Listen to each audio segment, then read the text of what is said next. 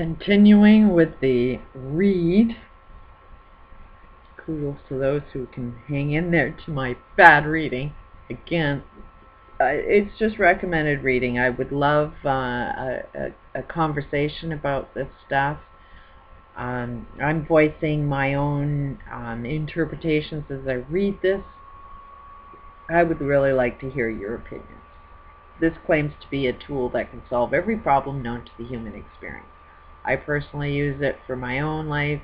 I find it works like a friggin' charm. This is better than, I mean, God, I've gone to Tony Robbins, and, you know, he's pretty expensive. I've read the best books, motivational speakers. There's not one on this planet that I think is saying anything more relevant than what this guy's saying. It's kind of deep reading, but I would love the conversation. So kudos to you if you can hang in there to this negative group that wanted to have a challenging conversation to prove that everything that I'm saying is wrong. I'd really like you to disprove any of this stuff. Yeah, I kind of blocked you because most of the people that want to have this conversation are just, you know, the name calling, the swearing. There's nothing that really backs anything up. But to anyone that would like to discredit this, you know, be friendly, be logical, make a point. Where in this is this not true? Because if you can't disprove this new knowledge, you can't disprove anything that I'm saying. Any of my opinions are based on, okay, I'm dealing with more information than what most people are using. When you see a fuller picture, you will get a different observation of what's going on. If you're judging all events with limited information, you're going to see a different picture than me. Naturally, you will say what I'm saying is wrong, but you're using limited information to make that decision on. So that's why I think it's a relevant read. Kudos to those who can hang into it. I'd rather you go buy the book yourself. I'm not the author. Trust me, this guy, the author, perceives me to be his enemy, yet I'm his biggest fan. He's kind of screwed up. I got a lot of problems with the author of this book, but the work itself, I cannot find a contradiction. It's perfect. It's the first truth that we all need to learn. Anyway, continuing on. The entire distribution curve is actually a bipolar distribution caused by classical and quantum physical realities. In other words, it's a bipolar interaction between particle and wave dynamics. One half is the key to understanding the quantum mechanics of consciousness, and one half understands classical physics. In order to build a better and simpler computer, create better artificial intelligence, or understand the nature of consciousness, our model must include particle, wave, and holodynamic superpositions, or states of being that include the whole dynamic. You can't have one without the other. If you want to understand flawed behavior, you must include both black and white sheep. The holodynamic theory, the full potential self, is considered the superposition of personal consciousness and the collective. God is the superposition of all potential selves of humans and all potential intelligence for all of life. So there's your God. You know, if you want to understand what God is, it is our whole collective consciousness of all humans doing the right thing. Right now, it's where we are at simply because we're dealing with lack of information. We're filled with what appears to be more evil, everything that's wrong, because you're not using all information. And none of us are at our full potential. None of us are doing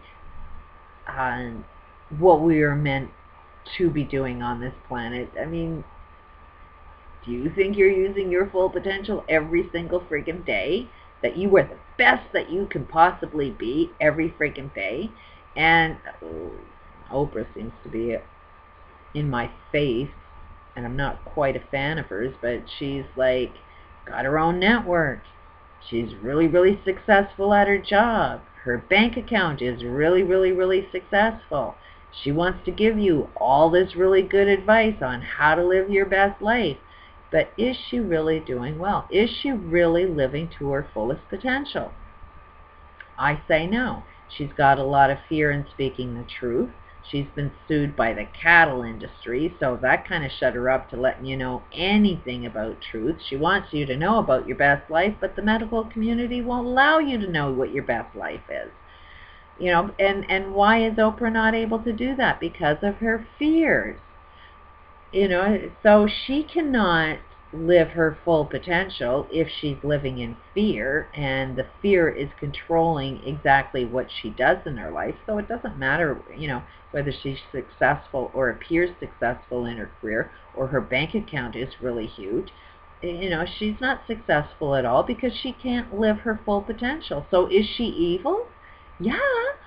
Anybody that's not living their full potential, just look at the coin. It's either good or evil. It's either God or Satan, you know. So if you're not living in your full potential, then you're actually living a Satanist or evil experience. To gain all access to all information, then you'll be making better decisions. But that's basically what the God-evil thing is are you really able to understand your own life? Are you able to understand what the best you actually looks like? Another problem with Oprah is she openly admits she's got weight issues. There's a driving force that they've now labeled that a medical condition, so she doesn't have to face that. So is she living her best life? No. She doesn't want to face the issues. Nobody actually knows how to access that. It's possible, but she'll never let you know because the medical community won't let you know.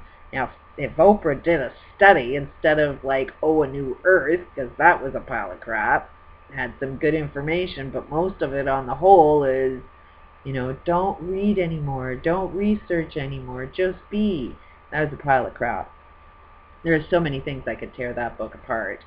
But she felt like this was creating a new earth. Bullshit. Didn't really work too good. Now, if she did a study on holodynamics, she would make a major shift. She would be introducing a different form of wellness without having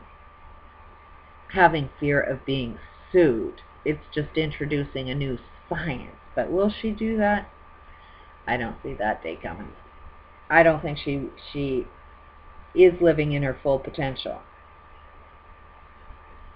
Anyways, where did I leave off? God is the superposition. The new quantum computers throw considerable light on these new age questions. Kane, 1998, for example, recognized that the quantum computer can only exist in a system that is isolated from its environment. In other words, the quantum aspect of consciousness must be isolated from particle or wave polarization contamination. It must exist from the superposition, a state of being inclusive but separate from internal dynamics. To me, that statement means we're all biased. And that's why it needs to be isolated from the environment of any bias that's made, which is how do you design a computer without having any human interaction in the building of that? It's impossible. The only way of doing it is through human, we have to be our full potential, unbiased selves to be able to design intelligent life and not have that intelligent life is always going to be influenced by human potential. And so you can only, the designers of it have to live in their full potential to be able to design it, but they're not. We don't even understand what full potential is yet. So how can you design a supercomputer? That's the fear I have with the Venus project, is we're going to have a lot of artificial intelligent life being created by very insane people. So and they're gonna like turn the switch on and off for life because we're biased. We can't, by not having that full potential, by not having that God mentality, everything's good. Right now, anybody designing anything has a lot of evil inside them. So you want to build that in your bigness of your world, look for your own destruction. Anyways, Kane also contended that quantum computer would dissipate no energy during the computational process. It is possible that the quantum aspects of consciousness requires no dissipation of energy. Under normal circumstances, these requirements would be exceedingly difficult to accomplish. However, evidence indicates that the quantum potential field holds the potential for both particle and wave functions at one and the same time without the dissipation of energy. A quantum reality, there exists a superposition that holds the potential for individual and collective consciousness at one and the same time. David Bohm refers to this as the quantum potential field. A field is both bipolar and superpositioned at one and the same time. I asked David what could possibly cause the collapse of the wave. His reply was the only thing that exists that could cause such a collapse is consciousness itself. From this view, the entire universe must be conscious. Penrose, who I love, and Hemmeroff, 1996 and 1997, suggest that the wave is collapsed by a quantum gravitational pull that gives form to matter. This quantum gravitational collapse is seen as sufficient to create a stable information field within a protective environment of, for example, the microtubules. This view simply puts the question off one level. What, in the larger scheme of things, somewhere between bigness and smallness, creates gravitation? Whether this is a complete understanding or not, it does indicate that consciousness can be housed within the microtubulars of every living thing. It meets the quantum criteria for success. Whether the universe is conscious or ruled by some gravitational force cannot be resolved from the bipolar position. The mind that is locked into a bipolar thinking can never understand the superposition. From a superposition, both consciousness and gravity exist within a quantum potential field. How one views the collapse of the wave and the formation of matter depends upon personal choice. We can choose which view we want to take and let the games begin. Consciousness could be present in all matter in the universe. Gravity could be a conscious phenomenon. Once we allow for this possibility, it seems to me we are moved closer to understanding the nature of reality.